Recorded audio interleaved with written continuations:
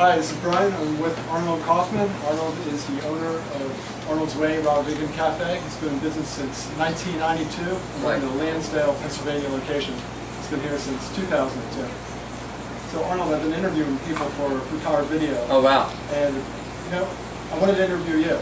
I thought you interviewed me several times. Well, I've interviewed you for a lot of print stories, yeah, but never in video. Okay. And you've been talking to so many people in video. So many people out there that see the videos, but they don't really know a lot about you. Okay. So I wanted to turn the tables and give you an opportunity to discuss your story. Why don't you tell us? Help! Good. So, how did it start? Yeah, how did it all start? Take us to the beginning. Actually, it started in 1972. 1972. 1972. I was at a pizza place, going to an ice cream store. True story.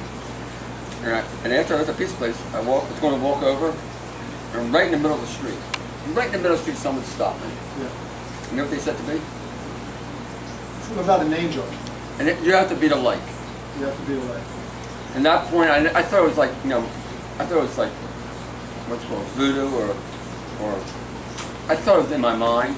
But I also remember this girl called Debbie on the other side. Because someone stopped and said, Arnold, you got to be the light for others. And I had no idea what that meant. At that time I was into pizza, beer, partying. The last thing in my mind was to be the light. But I remember this other girl sitting on the other side, Debbie, hi Debbie, I'm not going to mention her last name. I said, Debbie, did you see this person who stopped me in the middle of the street? I thought it was a real person. I thought actually it was an angel. I thought it was an angel. But I thought, stop me in the middle of the street, said, you have to be the light. And I had no idea what that meant. But the thing, that moment kept in my mind for at least 30 or 40 years. Okay. So the real beginning began in, I guess in maybe 86, 87, I'm not quite sure when this girl, me and this girl were talking to each other. Yeah. No big, like me and you, no big deal conversation. And I would say talk last maybe 5 minutes, max 5 minutes. Then in our conversation, she stopped. Right, I'm talking to you, she stopped, she got a pen, paper, and wrote, let me close your eyes forever. I said, what the heck does that mean? And the next day she gave me a picture of a man at peace with himself. At that time I had a wife, 4 kids. I was a mailman for 10 years. Yeah. I was seriously entrenched in the American system. I had a big house, I had a big mortgage, I had a lot of things going on. But she said, let me close your eyes forever. So I had to figure out what that meant. It took me almost 6 years to figure out what that meant. But for the next 6 months, every single day, what does that mean? What does that mean? What does that mean? I was what's the word? Engrossed by it. I was just taken back. This guy means something because it meant something, really something. The next day, she made me a picture and I wrote a poem. The first poem I wrote in 22 years. So I said, wow, this must mean something. 6 months later, I came across shiatsu. And after I did shiatsu, I took a weekend course. And then to this day, I'm still doing shiatsu. To this day, 22 years later.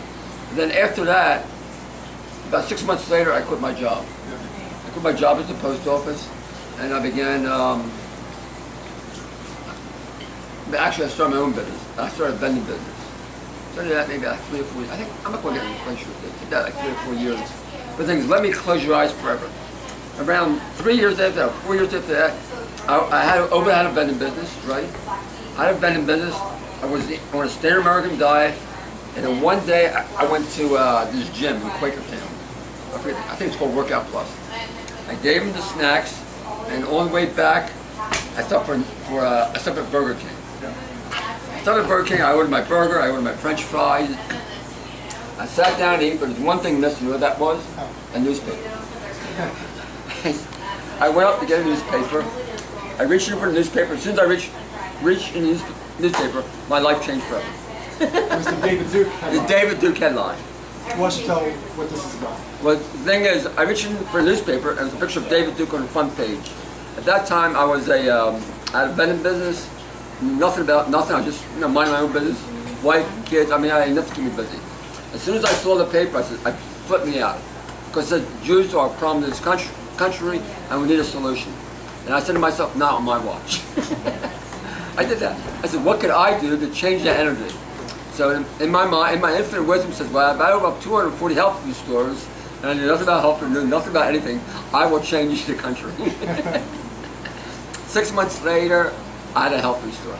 That was in 1992. What were you selling back then? Back then, I was very vitamin oriented, and I didn't know anything. I didn't know anything because what happened was, since I didn't know anything about health food, since I didn't know anything about business, I had to find a partner. And actually, I found a partner in my shiatsu class. All right. Became my partner like 3 or 4 years. But in the back of my mind, the reason why I'm doing what I'm doing is to change the conscience of the country. That's my goal. Because my finish, there should be no diseases, none whatsoever. No cancer, no war, nothing. That's my feeling. So you were selling vitamins for several years. Several years. And then fast forward about 6 years or something, and then you were 45, and you had 2 perhaps mild strokes. I thought I had a heart attack. I think I would live to 46. Okay. And that's when I began really. I didn't change it to vegan. I think I began incorporating more salads in my diet. That time, and even to this day, 99% of people don't know what's going on. They're clueless. From what I see, 99.9%. To this day, they're totally clueless. They get heart disease, they get any type of disease. They give their power to the medical field. They ask looking for an answer. I'm saying all the answers are within, and my goal is to create that. What was your first transformation story, your first success story? Someone came to you asking for information about raw, and then you gave them information and you watched them put their bodies heal every way back. First thing, well, after I found out about raw food, I began to teach, in the manual, I began to teach about raw food.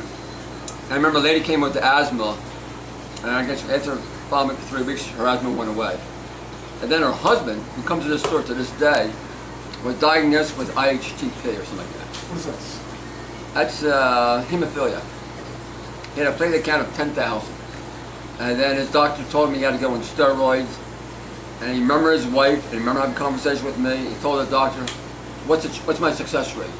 The doctor told him 0. You have no chance of success at all. The thing is, the platelet count was 10,000, which means if he would cut himself, he could bleed to death. There's no known cure for that, none. So the doctor told me if you take steroids and prednisone, you can get up to 60,000, his platelet count. But his platelet count normal is 120,000. So what he did is he walked out of the doctor's office, and as he's walking out, the nurses ran after him and said, please take it, otherwise you're going to die. And he said to her, watch me, I'm going to see Arnold now. That's great. And then he came to see me, and I told him what he had to do. I said I had to become a vegan raw diet. We put on a little, actually went for a water fast, and within 3 or 4 months, the platelet count went up to 120. So to this day, he still comes to me. Hi, Tim. Sits over there. So you have a lot of these. I have a lot of stories. A lot of success. What are the ones that stand out the most? The major one is, I guess, last year, the brain cancer. Okay. With Megan, yeah, and actually, yeah, Megan, brain cancer. This is Megan Chiro. Actually, Megan shot a Chiro. video with her Yeah. in July. She was diagnosed with brain cancer twice. She had 2 operations, and she was diagnosed with getting the 3rd time. And the doctor says, we can't operate. And the mother kind of, they basically sent her home to die. And the mother came to see me.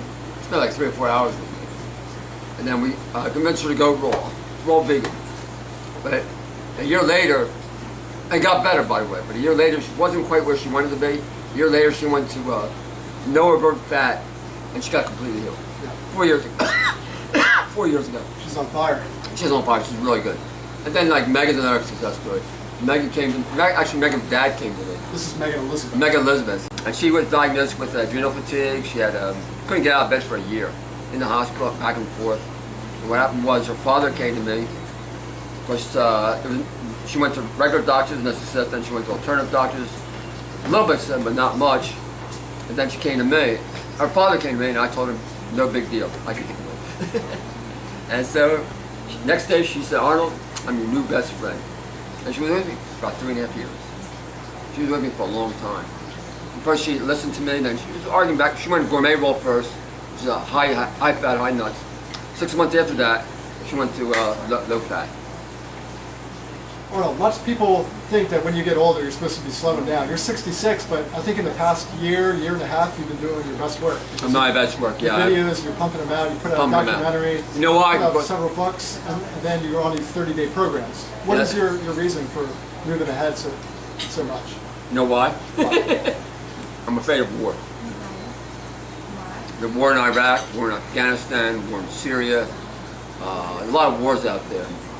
And my feeling is if you get one little area, like Lansdale, change them to a vegan raw diet, the world will change. That's my feeling. And what I'm doing right now, in fact, I'm doing a calculation. Which I'm doing 20, 30 people per month now. Times 12 is 360. Times 2 is 720. And each person is responsible for about 20, 30 people. 2 years from now, Lansdale will change.